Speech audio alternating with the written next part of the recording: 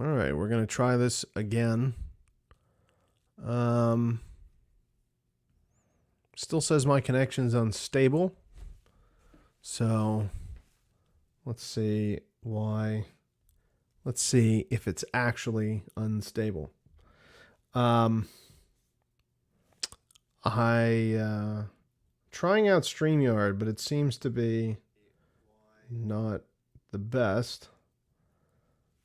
It seems to be going a little bit better. Anyway, I'm going to keep going. And if anyone sees it being unstable or what have you, let me know. Oh, look, I got a stray hair or two. Anyway, good evening, everyone. It's Max. Haven't done one of these in a long time, except for 5 minutes ago when I tried to get it to work earlier. Again, let me know in the comments if anything is unstable for some reason or another. I guess I could see if I could record locally. Much better now? Good. All right, good. Thanks, John. I hardwired it. I have a Wi-Fi router here that I threw an Ethernet cable to, so hopefully that ought to do it. I'm on a mesh network in our house, but Anyway, I just wanted to say hello and give a big update on what's been going on. I know you guys have seen the a lot of the photos and stuff that we've been putting up. The Astrovet project is moving along. There's been some movement there with being at the Simeone Museum and then going to County Corvette, where the body has actually already been taken off the car, and hopefully we'll get out there later point this week or next week to go take a look. This is kind of a busy week.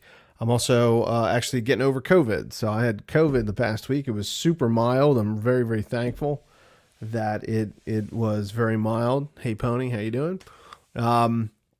Super mild, and I managed to not give it to anyone else in the house. So being outside and not sharing cups and things like that, that's kind of the key. I know some people have quarantined in their own homes and stuff, and that if you're really sick or if you have someone who's high risk, obviously, do that. But, first time for me, it was 3 years and 2 months, almost to the day, since COVID started, in Philadelphia, and I did not get it until I started doing things without a mask. And fortunately, it was at a point where COVID has been very mild. So knock on wood, Kanahara, it's been pretty mild so far. So I'm very thankful for that. I know that's not the case for everybody. So even still.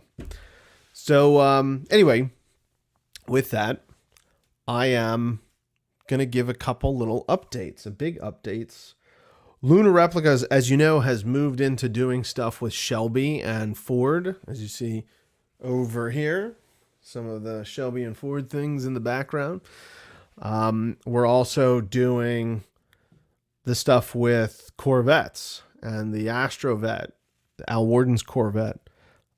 That project has been absolutely incredible from start to where we are today.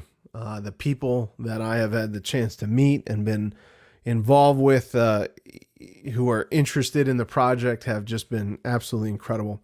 Also, on top of that, we released a couple of really neat new projects and products. One of the big ones recently was the Apollo tether hook. And I know a lot of people still have pre-orders right now. We are just finishing up this portion, the strap portion. And yes, there is a blackbird behind me. Actually, I had a nice talk with Brian Schul at one point a few years ago, probably about a year ago now. And I got a signed copy of one of his books, which are hard to find. The Sled Driver book is hard to find. But if you go to his website, they're there. And he's a great amateur photographer. I guess now a professional photographer. He took up photography as part of his recovery. Look up Brian Schul. Brian Schul, Major or Colonel Brian Schul, fascinating character and a real American hero. survived getting his plane shot down in Vietnam, I think it was, and then decided he wanted to become a Black Hawk pilot. SR-71. I'm sorry, not Black Hawk, Blackbird. The SR-71 Blackbird, which took an astronaut physical. You had to have an astronaut physical, and this guy lost, part of his motor skills with his hands, and I think it was something like 80% of his body was burned. Brian Schull is incredible, and he's the one that did. He retired a couple of SR-71s he was in at the end of the SR-71 era in the 80s and early 90s. He had the great airspeed check story. So if you look online on YouTube, the airspeed SR-71 Blackbird airspeed story, that's Brian Schull. Anyway, so how did I get off on that topic? Oh, John said he worked on the program at Lockheed. Yeah, that's cool, man. That's a neat plane. And I'm glad we're going back to supersonic stuff. I mean, it's really been, several years of us going backwards in aviation. So that's really great that we have a supersonic plane coming out again. But anyway, tether hooks. These things turn out really, really well. Chris Gilman at Global Effects did a phenomenal job with these. They are as close to the real deal as you can get. Well, they're not certified or anything like that, but I would bet you can probably hook this thing on and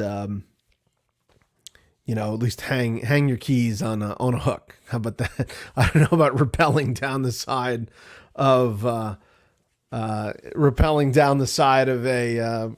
lunar cliff or anything like that, like they showed in For All Mankind. But hey, coincidentally, these hooks were made for that scene and for that show, and then we did just a large run of them, and I actually made them more accurate. We may actually even start serializing them. I have a guy that can do laser engraved, but it looks like it's etched engraving with serial numbers and the accurate, SEB number and stuff like that. So if while we're waiting for the straps to be finished, I can send them off and get them serialized, that'd be really cool. So that's one of the big projects. Another big project has been obviously the Corvette, and I want to see if I can share this slide deck with everyone real quick. This is part of the talk that we did at the Simeone Museum on April 22nd, so just about a month ago. We were at the Simeone Museum, who graciously hosted the Astrovet there, Al Warden's Corvette, at the Simeone Museum for the past 9 months or so, and they made a really cool exhibit next to it. If you saw it in person, and hopefully maybe in the future it'll go back there, but I'm not sure. They had projected against the wall a sort of a collage of photos and film footage of the Apollo program and Artemis, and some really cool stuff set to music. And then on the ground, they had a second projector. This is all projected from the ceiling, right? This is a big, tall, basically almost like a hangar deck, almost like where the car was, where the museum is this big warehouse space kind of. On the floor, they had projected a digital rendering of the surface of the moon moving very slowly. So the car looked like it was driving on the moon. And it was, it was a concrete floor, so it really worked. It really kind of felt like the moon. And it was so cool. And Bill Murphy there at the museum, and Kevin, the curator, now the director of the museum, really did a really nice job. Big shout out to Gus and some of the other folks there as well. That was an incredible thing to be a part of. And the fact that I got to be an exhibit, something that I'm involved in, got to be an exhibit at the Simeone Museum. The Simeone Museum is a really amazing museum. So check that out, simeone.org. So what we talked about was the history of the astronaut Corvette. And here's the slide deck, actually. There is a video and there's some audio. The audio kind of cut in and out, and actually the video cut out at one point during the presentation, but about 100 people were there and they got a really good presentation out of it. So we did a little bit about lunar replicas, how we keep history alive, especially showcasing the talents of engineers and astronauts and all the people that were involved in the golden age of NASA. And we're connecting actually aerospace and automotive history, which is a lot of similar parallels, which is really neat time period in engineering and ingenuity and stuff, especially in the United States. And we talked a little bit about Al, our good friend Al, who graduated graduated from West Point, the academy in 1955, was a test pilot.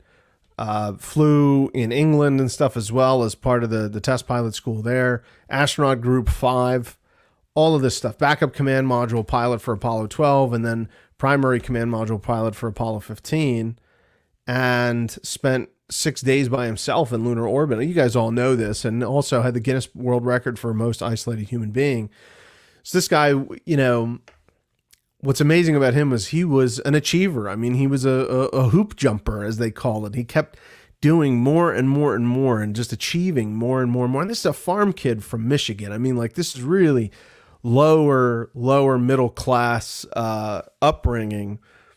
Bootstrapped himself through, West Point, and then became, this excellent pilot.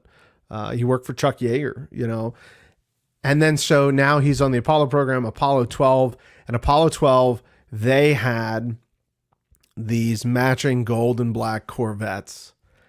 And they were leased for $1 a year. I mean, it was this program going back to the Mercury program, $1 a year.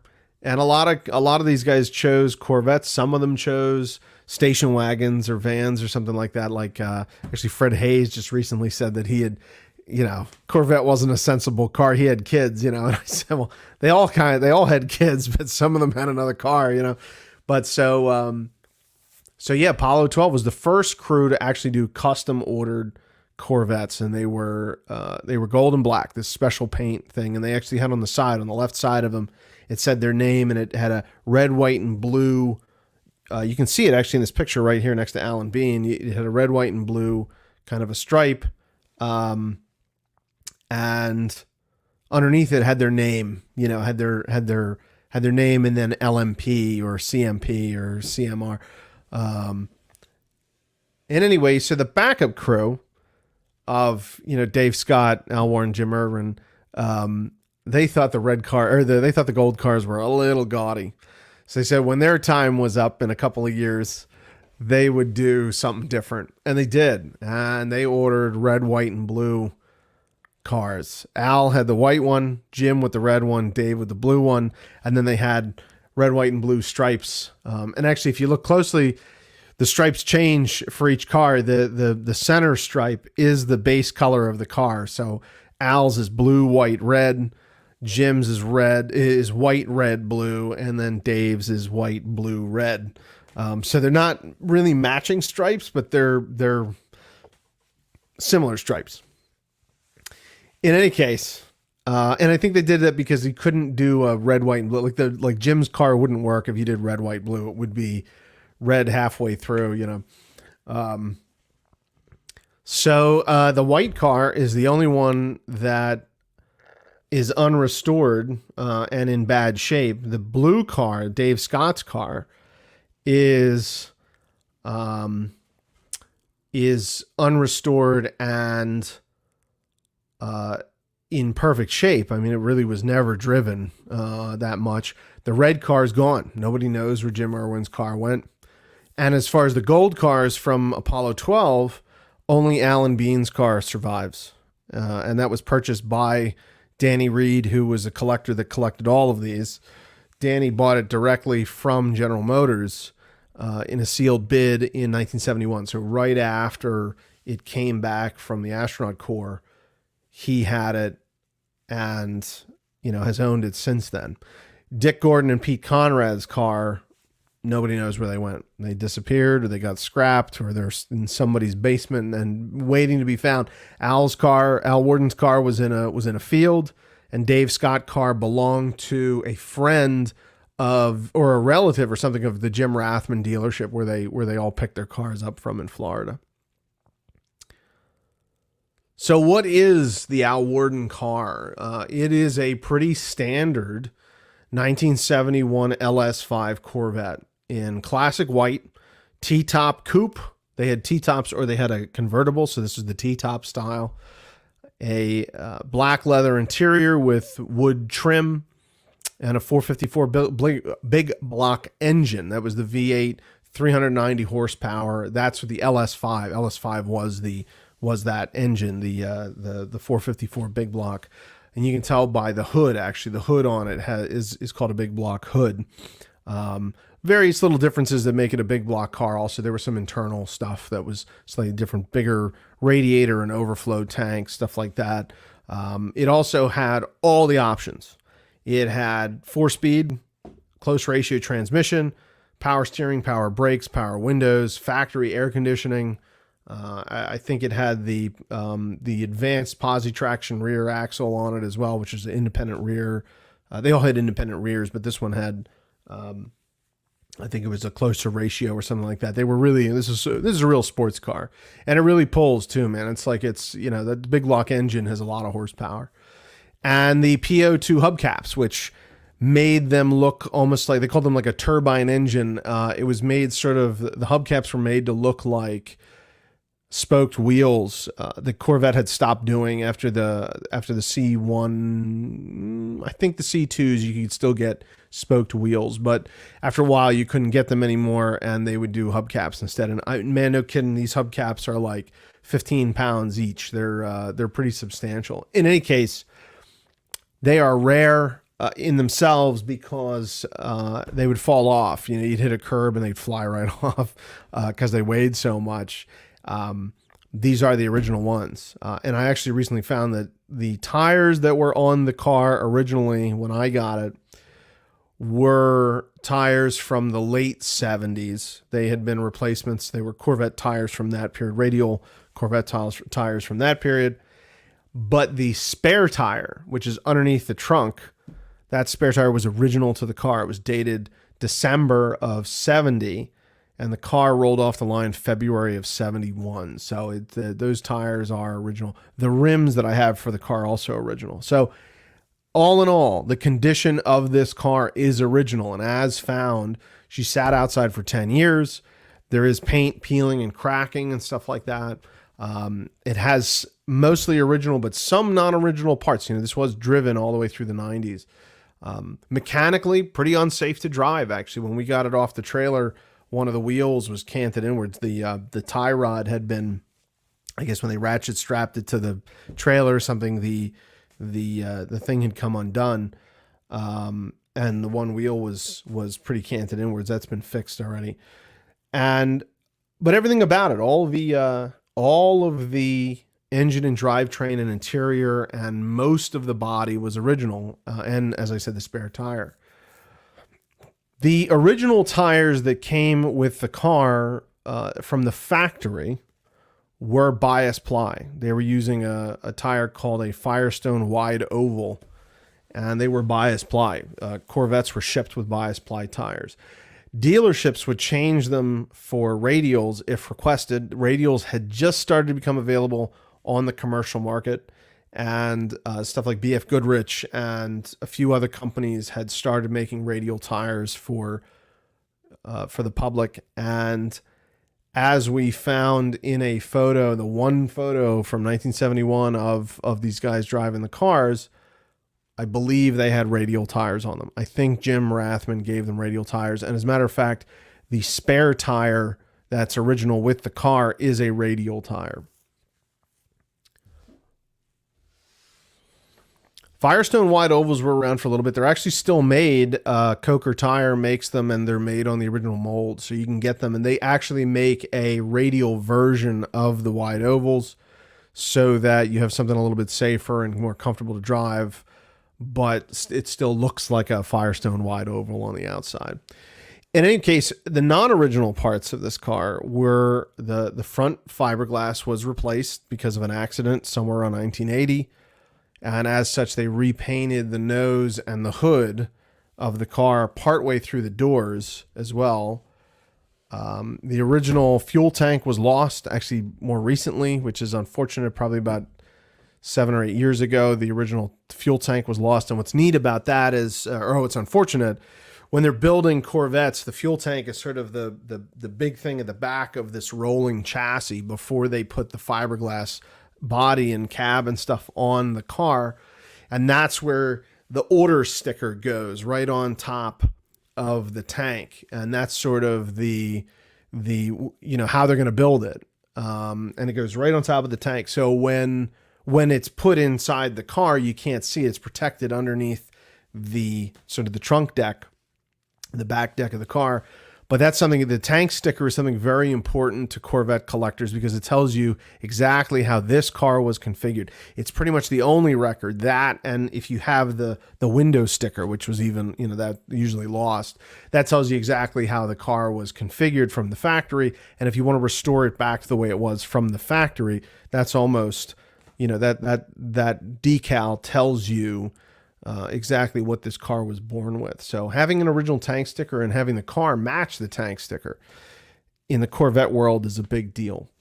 I'm fortunate enough to own 2 other Corvettes from this time period, the C3 Corvettes, that have the original tank stickers, and the car matches that tank sticker. It increases the value of the car, and from a historical standpoint, that's the real car. I mean, that's the color it came in. That's the engine it came with, the transmission, everything. Because you can change that stuff out and you wouldn't know. I mean, the VIN number doesn't tell you how it was built. It just says when it was built and where it was built. The tank sticker tells you how the car was built. So there was, there was some stuff wrong with this, and it wasn't safe to drive. And that's really the condition that the car was found in.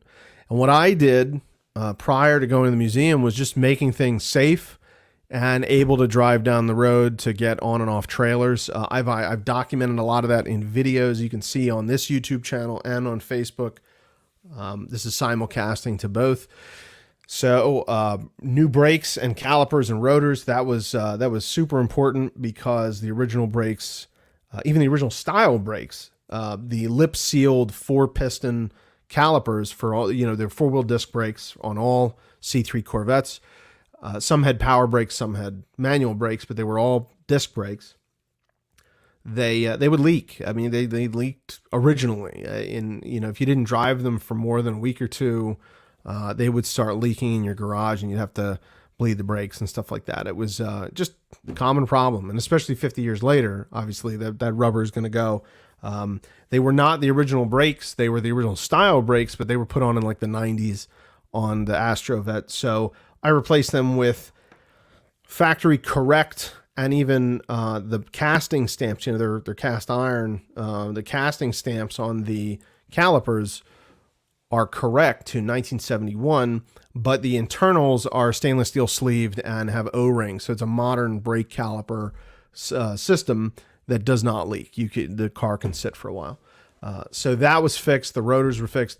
I kept everything. As you can see in this picture, there's a rotor on the rotor and actually front hub on the garage floor there. I have all that stuff, and I'm thinking we might do challenge coins and make the challenge coins with, the melt for the challenge coin is going to include some metal from those brake rotors or one of the brake rotors, some, stuff that we can't really do anything with or is not capable of putting back on because they're too thin or they're too pitted or something, and you can't machine them out anymore. So we're going to try and save them and have other people enjoy the car as well. So that'd be really neat. Something coming up possibly. Also, if anyone has a design for a challenge coin that they want to send me, I'd love to see it. I'm not the most artistic person in the world. Any kind of design or suggestion for stuff like that, send it to info@lunarreplicas.com. Always open to that kind of thing. As a matter of fact, our patch logo, the Astrovet Endeavor patch, was a submission from a fan. So that was really awesome. We put a new fuel tank in. The reproduction fuel tank that was in it was rusted, and it was kind of a cheap knockoff. So an original style fuel tank was put in. It's an exact reproduction, even with the same stamps and stuff like that. Unfortunately, not with the tank sticker, so I don't have that. Factory correct wheels and tires, so the wide ovals that are still being made. The correct rear spring, it has a transverse leaf spring, was the rear suspension on these originally, and carburetor, spark plugs, and ignition timing. I mean, just the general engine stuff, and got it running really well. And as a matter of fact, when we went to go pick it up from the museum last week, and the trailer was there for County Corvette, put a battery charger right on it, third or fourth turn, it fired right up. It had sat for 9 months. So that tells you how awesome that engine runs, how awesome Chevy had designed these things. They really are. And I've heard that from countless restoration guys, the number of these cars that sat outside and a little bit of wiring, or, a new battery and a jump, some plugs and stuff like that. You're right back on the road. I mean, it's really a testament to the design of these cars. It's a lot of work. You're right, Chris, but the design of the car itself and the design of what goes into a Corvette from this time period is pretty rock solid. And I have found that firsthand. It's something that I'm very impressed with. Also, the longevity of a lot of this stuff, it's all being made. I mean, like you can get almost everything out of a catalog, and it's either original rebuild or it's modern reproduction that is that's in really good shape. Mike, I saw your comment on the idea for the Apollo 15 patch and the Astrovet patch. That'd be neat. Yeah, kind of a back and forth version of that. That'd be neat. So what are our mission goals? And by the way, this talk is a lot longer than what we gave at the Simeone. There were two, Leslie Kino and Kevin McKay, who's a Corvette restoration expert, or one of the Corvette restoration experts in the country, especially for historic Corvettes, not just any resto-mod Corvette or something. He does a lot of historic stuff. They both contributed to this, and the conversation, we had an active conversation and a debate back and forth actually on what to do with the car. So one of the mission goals for us is to maximize this interaction, is to have programs to teach people about the history of Corvettes, the history of the Apollo program, Al Worden, all of the things that this intersects. And then of course the restoration, the artisans and the mechanics and engineering that goes into and even the academic work, the archaeology, if you will, of preserving a historical piece of engineering like this.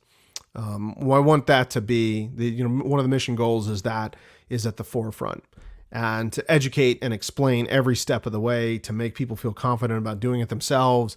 What do you do if you are in the same position? Or find yourself with an old car or whatever, or interested in designing a car, whatever it is, to get people motivated and learn about the stuff and to document it. Science, technology, engineering, arts, and math were one of Al's life goals, to get people interested in those things.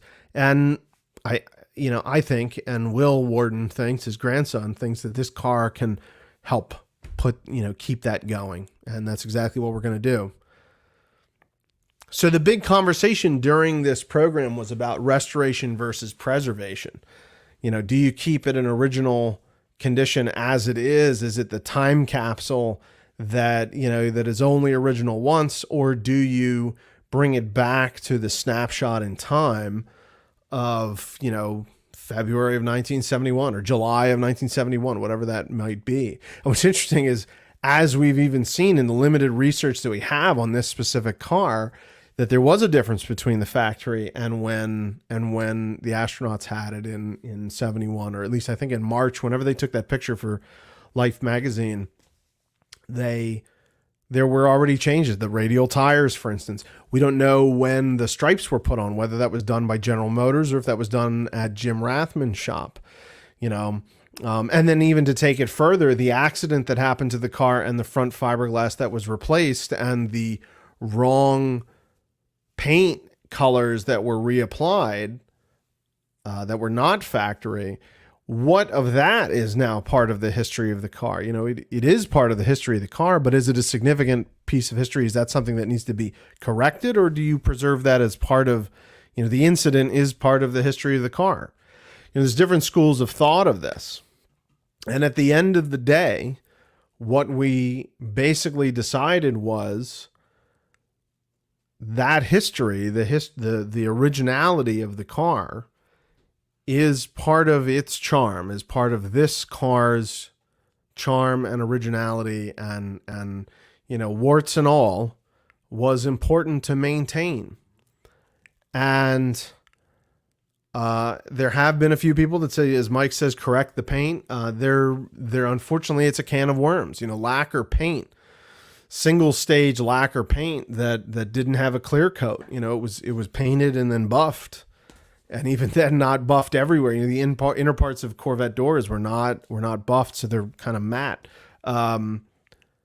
Original factory paint dries out, and it has a life. Lacquer paint will dry out, and then if you try and fill it in or scrape a little bit of the bad parts, and it actually becomes a nightmare. It's layer after layer, and then at that point you're pretty much peeling the whole thing off.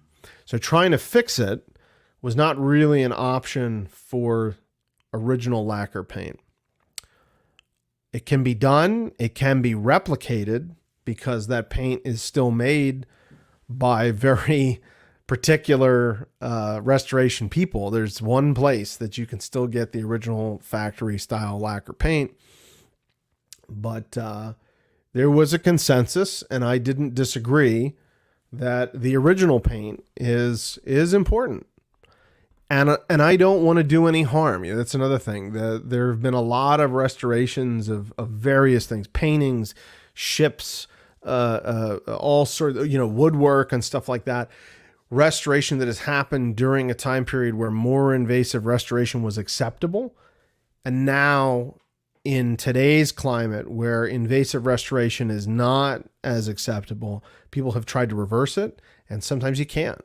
And you've now left a tool mark on this piece that was not made by the original sculptor, and that can apply to cars to some degree. And I think that, without getting too lofty, this is a piece of history. The paint is part of the history. The condition of as is, the stable condition of it is now, is part of history. The ashtray has, Al's cigarette butt in it. Not literally, but that would be kind of cool. But I mean, that was the ashtray. I mean, that was the seat that he sat in. Do you replace? Frankly, the seats are in really good shape for what they are. I'm surprised they're in that condition, but they're in excellent condition. So it's, what do you do? And we decided, let's preserve it, at least for now. We decided also that mechanically, the responsible thing to do, if you're going to move it around, if you're going to drive it a little bit, mechanically it should be restored to factory condition. That kind of thing is not outside the realm of responsibility or responsibleness in the field today. Mechanically, it's okay to scrape rust and stabilize it properly. It's okay to replace a leather seal, a rubber seal that has gone bad, which is now leaking oil out or whatever. I mean, there are consumables it's okay to replace, because if it's going to be run, it's actually more responsible to run an engine, frankly. One that sits there actually deteriorates in its own way. Water and condensation stuff can build up, whereas a running engine heats out the water, and it's running vehicles, running vessels are very important. So mechanically, we're going to do it, and it's already started. The body has come off. I don't have that many pictures right now, but I will soon. Here is a little bio of Kevin McKay, founder of Corvette Repair Incorporated on Long Island.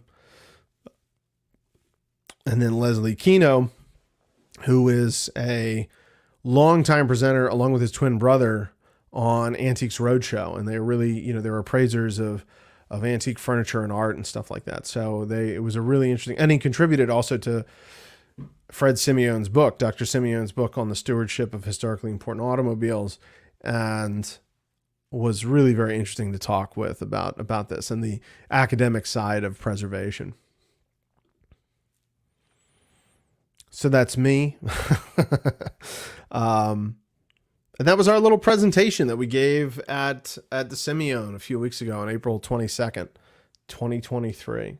And since then, the car last week moved to County Corvette in Westchester, Pennsylvania, and the body has come off as of today or yesterday, and then we're cruising along here. We're gonna document. They're documenting also. They took a time lapse and stuff.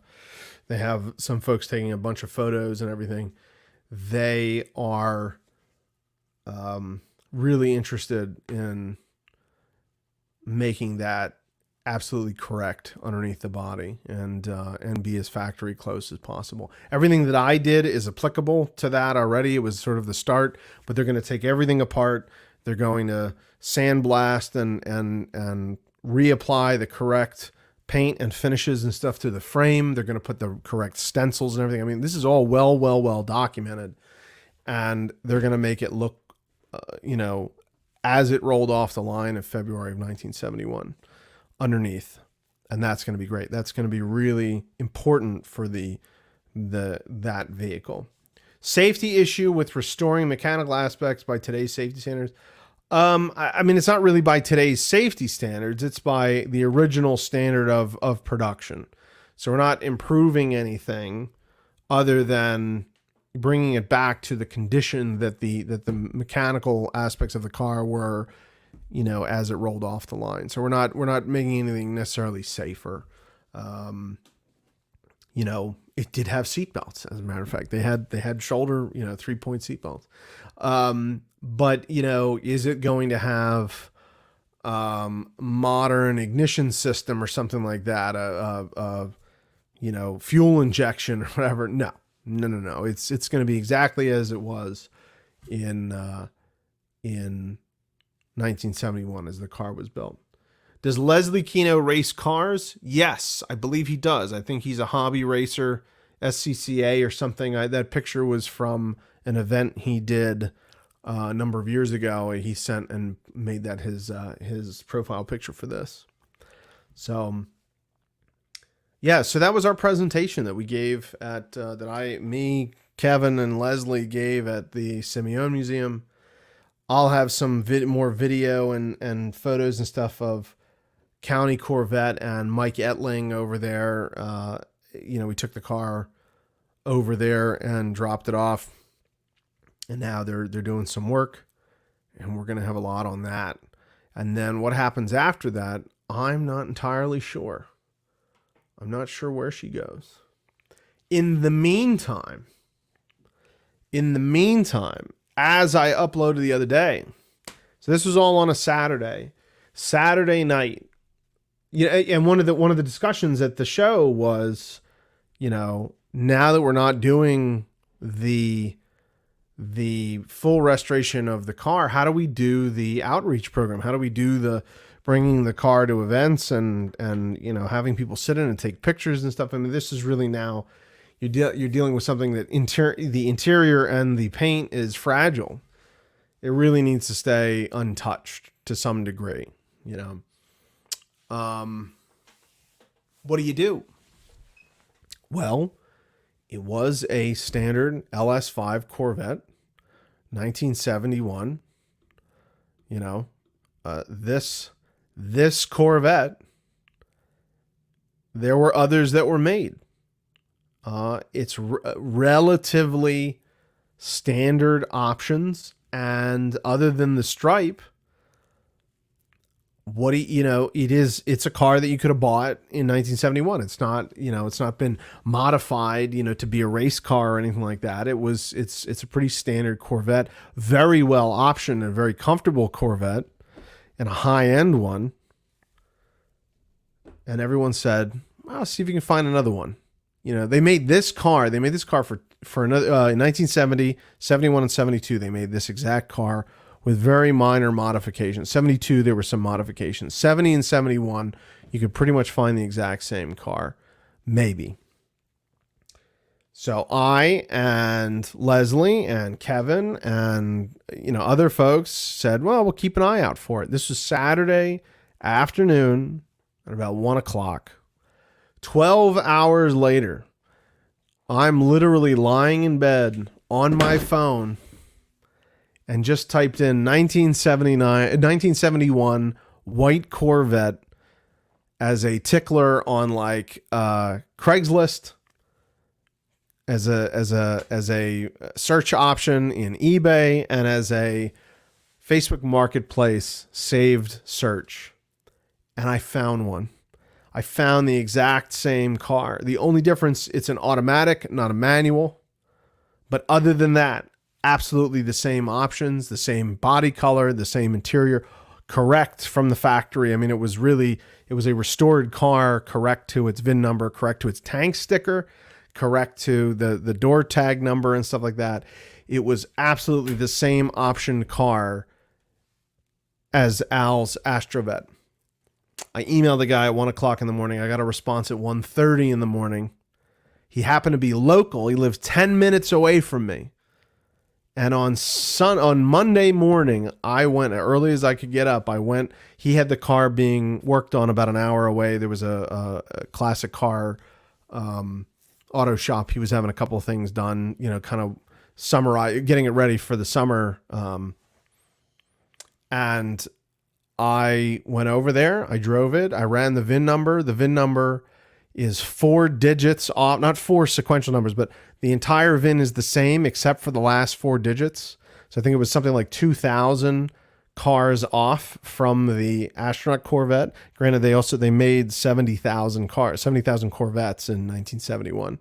So this one was built 3 weeks before Al's Corvette. It is the same car. It's nuts. And it was done 10 years ago. I mean, it was fully restored 10 years ago. And the guy lived 10 minutes from me. It had to happen, so I bought the car.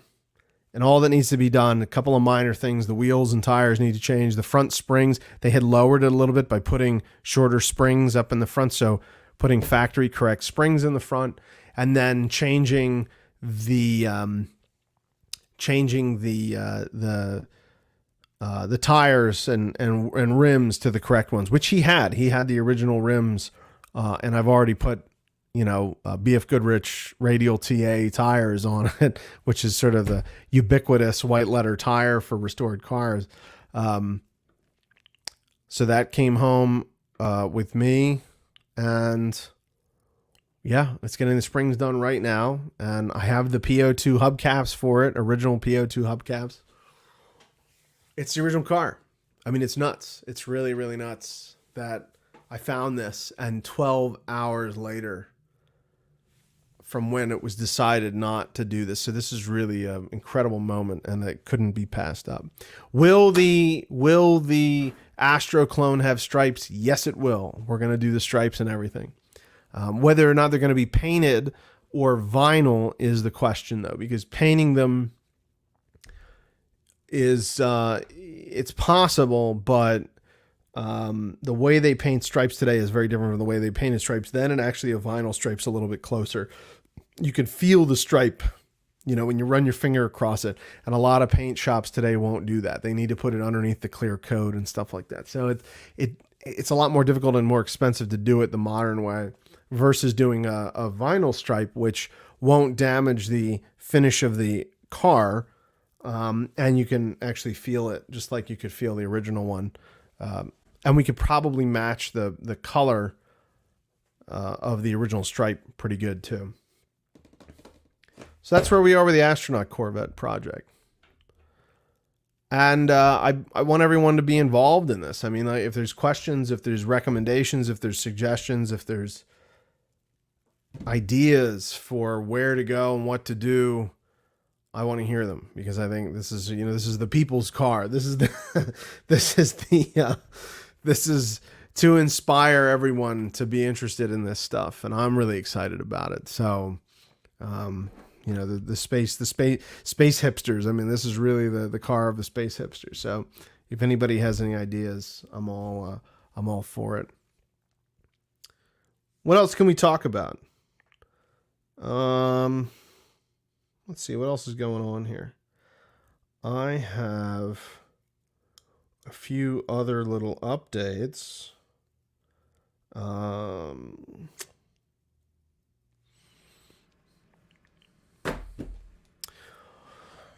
we're doing some more stuff with Shelby. We're expanding the Shelby and Ford collection to include more of the historic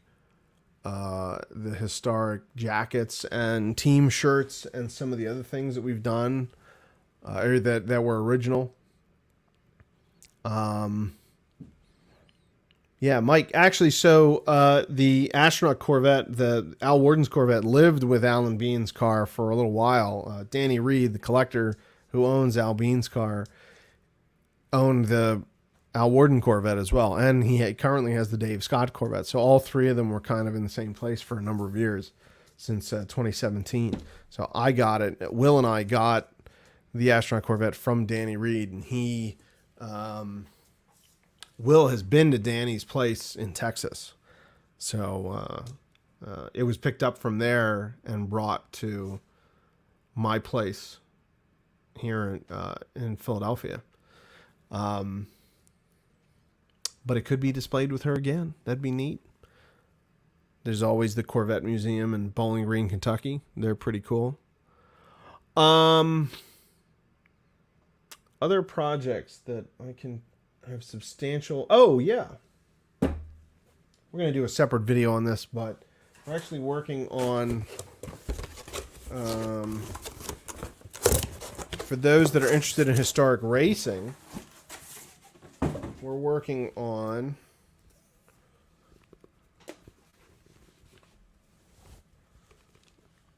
We did a run of vintage helmets. And these are made almost exactly the same way that helmets were made back in... Oh, there we go. Well, you can't really see inside. Hang on a second.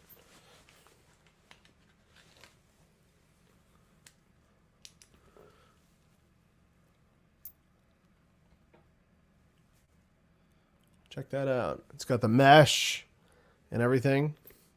It has the chin strap and everything. These are actually, even though it looks kind of smaller, it is a smaller profile, but it's something that would...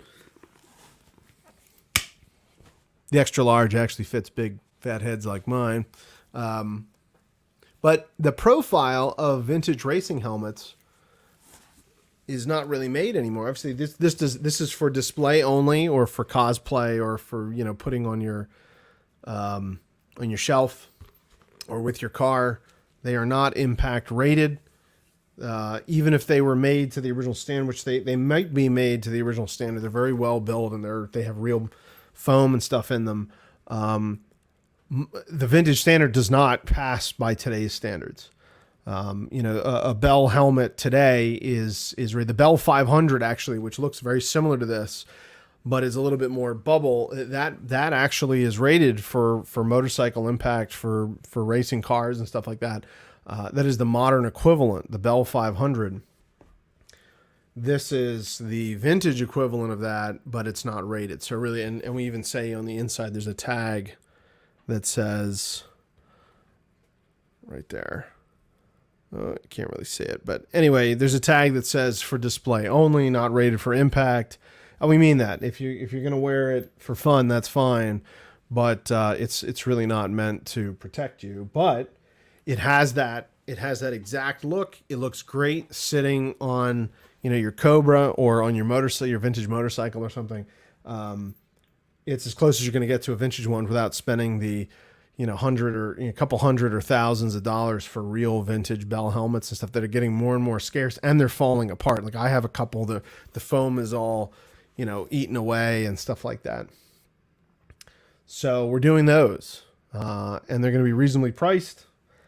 We're going to have a lot of them. They're going to come in a couple different sizes, and they'll be, we're also doing one in black. So this is the ivory white one, which is just beautiful. It's like absolutely perfect, like a gel coat, and then we have the black one.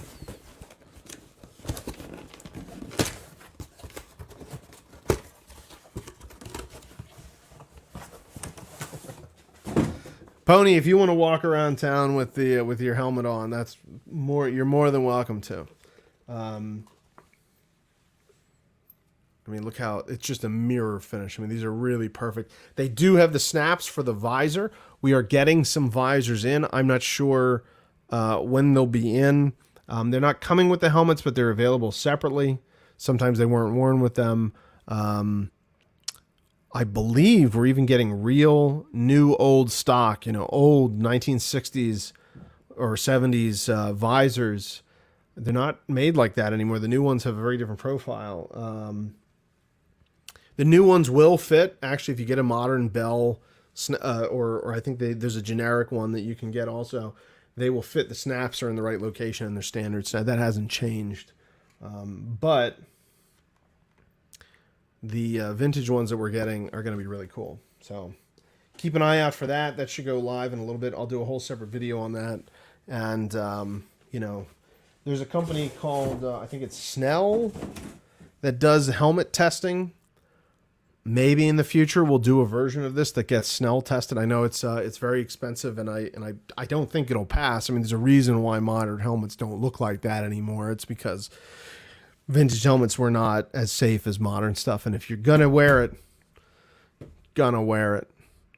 you gotta have a real helmet. If you're gonna be on a bike or you're gonna be on a race course, wear a legitimate modern helmet. Ours are cool, but they're not going to save your life probably. So, not intended. I can't stress that enough. They're not intended for impact. So that's a big one. Those actually we're finishing that run now. What else? Mike asked about flight suits and shuttle jackets. Yes, actually, the flight suits are getting done now. I know I've said that for like the last 3 years, but we're actually doing them now. It's just one of those projects that takes a lot to get off the ground and moving. There's a huge amount of parts. It's very expensive to sew those flight suits. So it needs all the right zippers and things in stock, all the right fabrics. Shuttle jackets. Yeah, we're looking at doing shuttle jackets. We haven't started that yet just because there's a bunch of Shelby stuff coming up. This is the 100th anniversary of Carroll Shelby's life this year. And it's also the 60th anniversary of Shelby American, the racing teams and Cobras and stuff like that.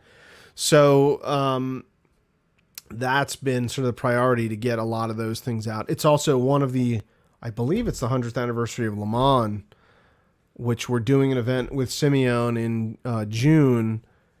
It's a full 24-hour event. Le Mans is a 24-hour endurance race. So we're doing a 24-hour endurance museum event, and we're going to be there for that. So that's going to be super cool. And that's June 10th. So check that out. Come to that. Also going to the Ford Nationals at Carlisle. That's a big event for Ford people around the country. Actually, I think it's international. A lot of people, there's some people that come from out of town, from overseas. And there's going to be a big Shelby turnout there as well. There's also a Shelby event in Pittsburgh that weekend, but I can't make that. And I think there's some stuff in Las Vegas this summer as well, but I'm not going to that. In June, I will also be going to Jay Leno's garage. So there's I don't think they're filming. I don't think we're filming, but we're gonna be there and just have a chat with him and see his thoughts on all of this stuff, the Shelby stuff, the Astrovet project. A lot of the things that we're doing is now kind of intersecting with the car world, and that obviously is something, and that's a personal love of mine, and Jay's take on it, the way that he approaches it is very similar to my approach, which is we're stewards and we are preserving this stuff and teaching it for the future because it's not, it's something that can very easily get forgotten about. And there's design elements of vintage cars that are really important even today. We're not just talking about gas guzzling and stuff like that. Like there are things that vintage cars did well. There were even electric cars in the 1890s, and there's things to be learned from there. A lot of, literally don't reinvent the wheel. History can show us that. So learning about that stuff is really important. What else? Oh yeah. And as part of Lunar Replicas and all the Shelby stuff we're doing, it came up for sale, but one of the vans, the Cobra Racing Team van from Ford versus Ferrari, the movie, it had sold after the film to a museum, and then the museum sold it at auction a few years after that, and somebody outside in Illinois had bought it, and that guy wound up having some medical bills and stuff like that, and so he didn't drive it that much, so he decided to sell the van, and I picked it up, and it's the shop van for Lunar Replicas bowlers, for the Cobra and Shelby stuff we're doing. It is a restored 1966 Econoline van, exactly the same type of van that was used by Shelby American to take to races and part of the racing school, and it has been repainted and restored the way that they would have had at races. The Shelby, the Cobra teams would have had at races, and it was in the movie. So getting it back on the road properly, it wasn't fully restored. It was made to look good for the movie, but getting it finished and ready to go to events and stuff like that, the local sort of car things, the Carlisle and Simeone and all of these, that's been a lot of fun. And just recently been, because it's not a historic vehicle, there are some safety things that I'm updating on that. For instance, the original brakes were all drum brakes, so I've converted the front brakes to disc just to make it a little bit safer, and because I'm going to be driving it. Also, it's a cab over, so you're sitting right behind the windshield, and the engine's between you and the front seat, the other passenger in the front seat. So if the brakes don't work, I'm going through the windshield. So I wanted to make sure, that the brakes actually work. And if I slam on it, I'm only putting myself through the windshield. I'm not going through a tree into the windshield. So anyway, the Econoline's coming along, and that's been a lot of fun. And it's so fun to drive. If anyone has a chance to drive a cab over van or cab over vehicle of some sort. I know obviously the VW bus and stuff, that's a cab over, and all of those versions of that. Some of the early Econoline stuff, it's cab over, or even just a bus. I mean, you go drive your local municipal bus. I'm just kidding, but they're really cool. It's just a neat experience to be sitting with the windshield right in front of you, and you can see all the way around and stuff. It's just a neat experience to drive that car, and it's a column shifter, so having the shifter right on the columns, a lot of fun too. And it really is a pleasure to drive. I was pleasantly surprised how nice it is to drive that van.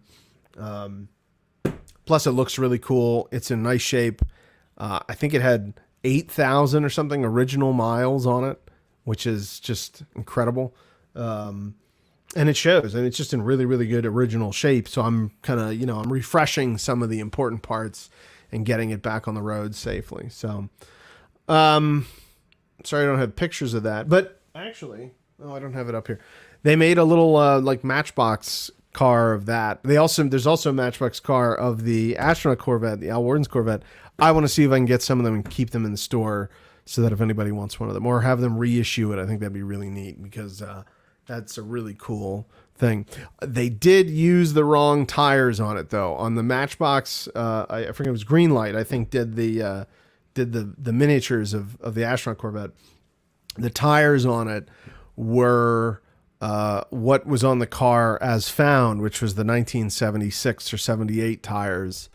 That were not the Goodyear radial GTs, which is not correct to earlier, but that was as found, and they look really cool, big white letters. I still have those tires on the original rims.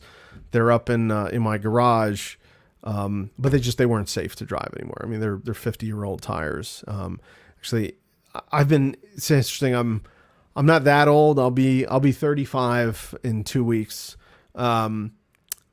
Thank you for the birthday wishes, by the way. But since I've started doing cars, when I was 16, I have now had to replace one of my cars, my Jeep. I have now had to replace the tires twice because they were getting old. Not because I wore them down, but because I'm very, very strictly every 5 to 10 years, I'll get out of vintage tires. Really, you should do it at like 6 or 7 years, I think is the rule of thumb. But I change my tires out. I feel very strongly that tires are one of those. If you have a blowout because of an old cracked tire, that's very avoidable. Just switch the tires out for the $200 a tire or something. That $800 is going to save your life.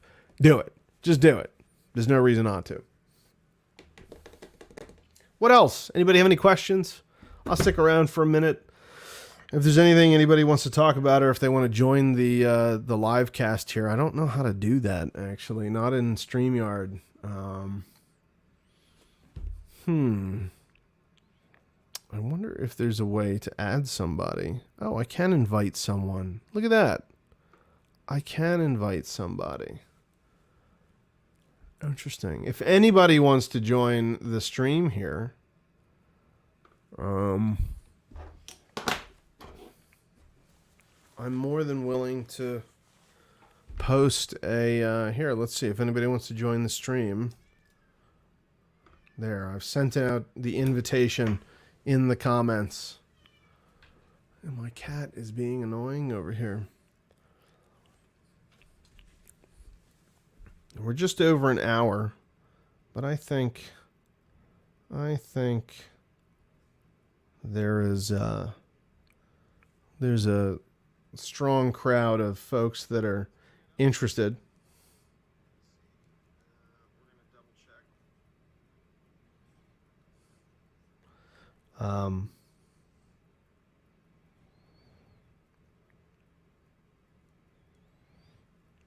I would be I'd be interested to talk about anything you guys want to talk about. If there is a particular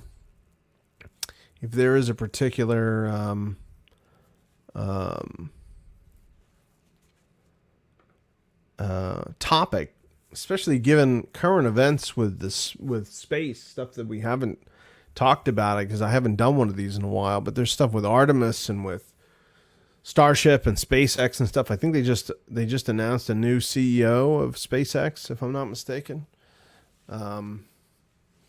Stuff going on with them has been really interesting. Also, the lunar base and the lunar space station. I mean, there's everything. There's a lot going on in the space field that's bringing everything back to the Apollo program era. It'd be neat. What would be really great is if General Motors gave all the astronauts a new Corvette, the C8 Corvette. Man, that'd be cool.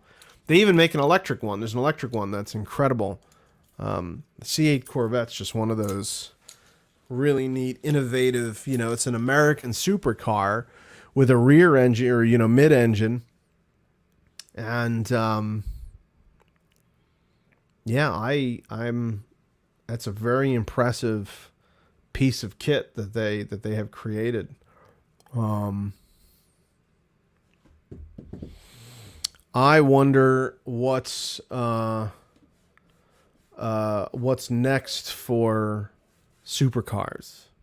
Electric cars are inherently incredibly efficient and very fast and stuff like that. So what's the next differentiator beyond an electric engine, or beyond the typical powertrain? I always had pushed for seawater powered car, basically a hydrogen fuel cell car, but it makes its own hydrogen. I think Chrysler was working on that at one point, where you filled a car up with seawater or some sort of electrolytic compound, and then it separated the car itself, separated the hydrogen out of it, and then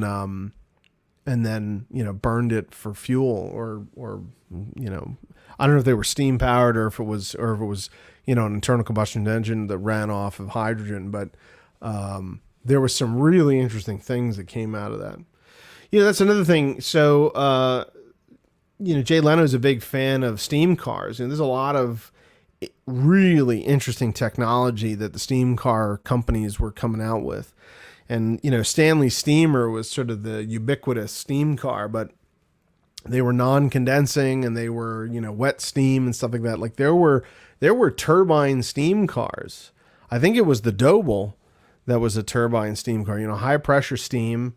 I don't think any of them had condensing engines, but they might have had some sort of reclamation of some sort, but you did have to keep them filled up. But, you're talking about something that has relatively minimal exhaust. They were burning gas or oil. So there was a petroleum product that was being burned. But I wonder if there's a way you could do a steam car today. Well, no, electricity is probably much more efficient than steam. But if there's a way to do something with steam that was relatively efficient. I think an electric motor itself, electricity directly into a motor is the most efficient path, rather than having electricity to boil water to then, turn into pressure and rotational speed and stuff like that. I wonder what the math on that is. What's left? Yeah, and Mike, a nuclear car. I mean, that would be it. I mean, you're talking about a power source that is inherently hot that you don't have to touch. A boiling source. You're basically just talking about energy transfer, right? So water has become, or steam is a way of transferring heat energy into rotational energy. Whereas electricity is, you're taking electricity directly and turning it into rotational energy through, I guess, magnetism, electromagnetism. There's, electrotraction motors are very efficient because it's pretty much direct. I think they're very, very efficient. If you're talking about a radioactive isotope that burns or that is inherently hot on its own and can boil steam without having any kind of, it has its own energy release because of chemistry and physics, aside from the dangers of having a nuke on a moving vehicle that is, able to be, run into things. Micro nukes are an interesting technology, and they can be safe. Aside from, radiation, which is part of it. I'm not a nuclear physicist or anything like that. You have to talk to Doc Brown. They did make a nuclear car, didn't they? Yes, they did. The DeLorean was a nuclear car. But, fusion, right? Cold fusion. You could do it with fusion. Yeah, white and Doble pony. That's, yep. I did not order an Earthrise tartan kilt. Is that still open, Mike? Yeah, the Mr. Fusion. Made out of a coffee maker. That's a great movie. I just saw there was a quote. Michael J. Fox said something about, don't do a reboot of don't do a reboot of Back to the Future because he's like, I think he actually said do it or don't do it. I don't really care. I already got paid. But yeah, Mike, I might order one of those tartans. That was pretty cool. And as a matter of fact, I don't own a kilt. I should own a kilt. I feel like it's something I would appreciate. I know a lot of people that do reenacting and stuff in living history that own kilts. I have been invited to many of their dinners and other things, and have felt underdressed because I don't even own a pair of tartan trews. The pants. I desperately need some sort of a. I know you sent me the link to it. I haven't had time, and I've had COVID the last week, so I've just been kind of vegging out a little bit. So I apologize if I haven't gotten on top of that. I saw you post about it a few times, and it's really neat. The design that went into it. It's very thoughtful, which is very, very Scottish in its own way. Or Irish, whatever. I don't know. Anybody can wear a kilt. Wait a minute. We're gonna give fan sets a plug here.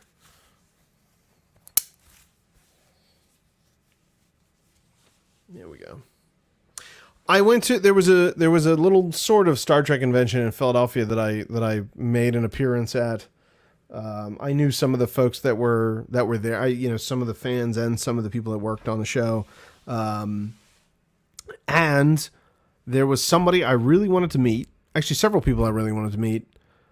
A lot of the cast of the Orville was there, who includes Penny Johnson-Gerald, who played Captain Sisko's girlfriend, Cassidy Yates, on Deep Space Nine, as well as, I think she played another character before Cassidy Yates, but also she was on the Larry Sanders Show, and I was a big fan of the Larry Sanders Show,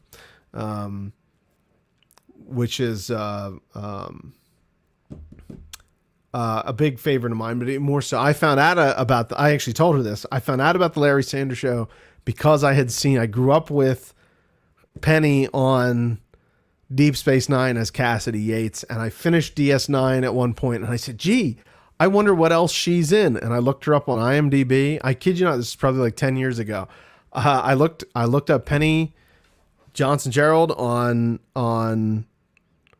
IMDb, and Larry Sanders Show came up. I had never heard of it before, and I just loved it. I mean, I instantly dug in. It was an HBO show about, if you've never seen it, it's Gary Shandling as a talk show host, like a Tonight Show host, and the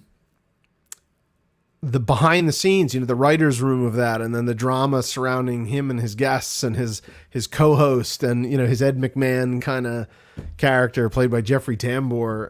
And Penny Johnson-Gerald plays Larry Sanders' assistant, and she's wonderful in the show. Absolutely hilarious. And, this strong woman character, it's phenomenal, really great show. And she is one of the best parts of it.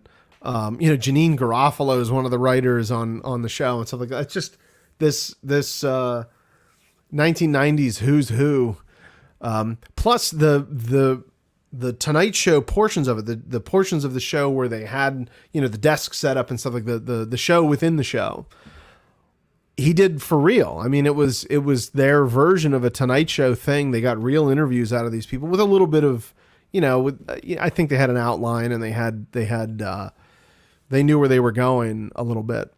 But it was one of the first, really behind the scenes kind of shows like that, especially about a comedy. And of course now you have 30 Rock and you have, several other shows that are like that, the behind the scenes of a, Aaron Sorkin did one, sports radio, or not sports radio, sports news. But, these were modern versions of, essentially like the Mary Tyler Moore Show. Mary Tyler Moore Show was about the behind the scenes, the writers in a sketch comedy show based, basically on Sid Caesar. And then of course, Mary Tyler Moore, was about a news program. It's the writers and the producers of a news program. Several of shows like that, but Larry Sanders was the first time they ever did it, I think, with like a Tonight Show format. And it was so honest because Gary Shandling, who plays Larry Sanders, had been one of the guest hosts and one of the serious contenders for the Tonight Show. And then when he didn't get when Jay Leno got the Tonight Show, when Letterman left NBC, Gary Shandling was the pick to replace Letterman on late night. And they wound up giving it to Conan O'Brien as a total nobody. I mean, like he had been a writer on The Simpsons and a writer on Saturday Night Live, but he'd never really been on TV. They gave it to Conan, and and Gary Shandling went off and did an HBO show about the behind the scenes of a Tonight Show. It was brilliant, and it was a great show. And I'm, coming from working in the film industry and some live TV stuff. And I did live radio. That was a great show. And I told Penny Johnson-Gerald that she introduced me to it, and she gave me the biggest hug. And I was like, "That's cool, man. That came full circle." So, and if you haven't had a chance, watch every minute of Deep Space Nine. I don't care if there's bad episodes in the first season. watch every single second of DS9. It's the best. It's phenomenal writing. And Ira Stephen Bear and Michael Piller and all the guys that, all the guys and gals that worked on that show deserve every minute of credit of that one. Anyway, that has nothing to do with Lunar Replicas, but that's my little Star Trek moment for the week. And I had a nice time at that, the little bit of time that I was at that convention 2 weekends ago, I guess it was, last weekend. Well, I think that has been just about enough. And as the boys on Car Talk used to say, you've wasted another perfectly good hour listening to me. There's some really great shows that are ending now that I'm going to miss. Some of these period pieces that I really have always liked. I think Downton Abbey is finally over, unfortunately. I think, Mrs. Maisel. Mrs. Maisel has like 2 episodes left. Marvelous Mrs. Maisel, phenomenal show. And I had the very great privilege and honor to work on a play. Actually, I did the costumes. They were doing a NASA themed, Apollo era NASA themed show that was for charity with one of the actors off of Mrs. Maisel, and I was very, very proud to help him out and that production. And it was produced by Rachel Brosnahan, who is the star of Mrs. Maisel. She plays Midge Maisel. So I've been following them along and, been in touch with them, and I've just said how wonderful it's been. So if anyone gets a chance, check that out. It is the end of an era that I really hope they make a movie or two, because it's really, really good. Anyway, good night, everybody. I'm really glad this worked out. We worked some kinks out of this thing, and I've kind of jury rigged it right now. You can't see, but I think I'm going to fix this. Yeah, thanks everyone. Have a good evening. Stay safe, stay healthy, and I will see you next time. Bye-bye.